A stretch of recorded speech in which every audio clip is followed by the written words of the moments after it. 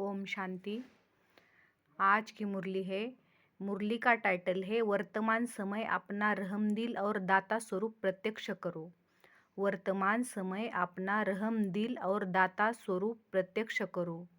आज वरदाता बाप अपने ज्ञानदाता, शक्तिदाता, गुणदाता, परमात्मा संदेशवाहक बच्चों को देख रहे हैं।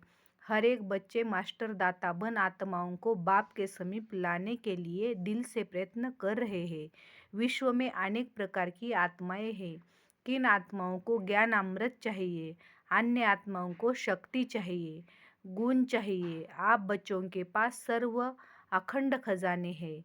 हर एक आत्मा की कामना पूर्ण करने वाले हो। ओम शांति। आज की मुरली का वरदान है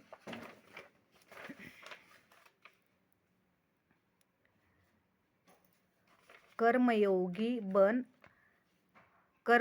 बन, हर संकल्प बोल और कर्म श्रेष्ठ बनाने वाले निरंतर योगी भव। कर्मयोगी बन, हर संकल्प बोल और कर्म श्रेष्ठ बनाने वाले निरंतर योगी भव। कर्मयोगी आत्मा का हर कर्म योग युक्त युक्ति युक्त होगा।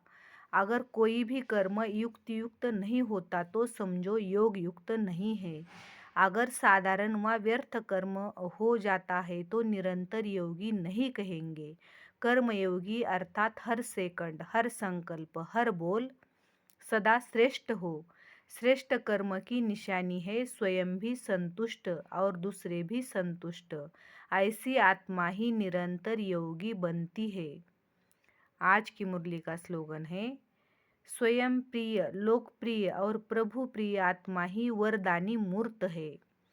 स्वयं प्रिय, लोकप्रिय और प्रभु प्रिय आत्मा ही वरदानी मूर्त है। ओम शांति।